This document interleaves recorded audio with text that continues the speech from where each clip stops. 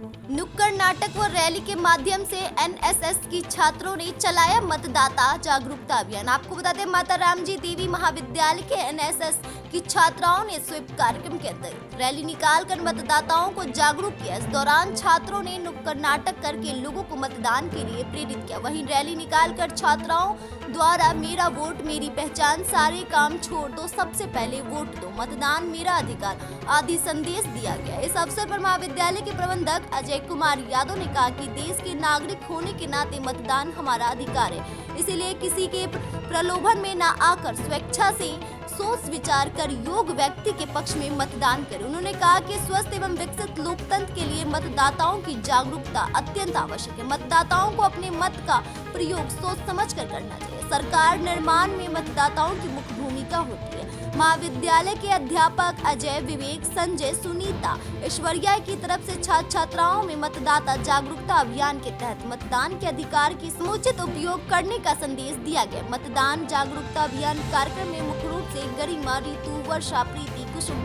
फूलमती, मुस्कान, ज्योति, मेनका, पूजा, महिमा, नेहा, भूमि आदि छात्राएं उपस्थित रही।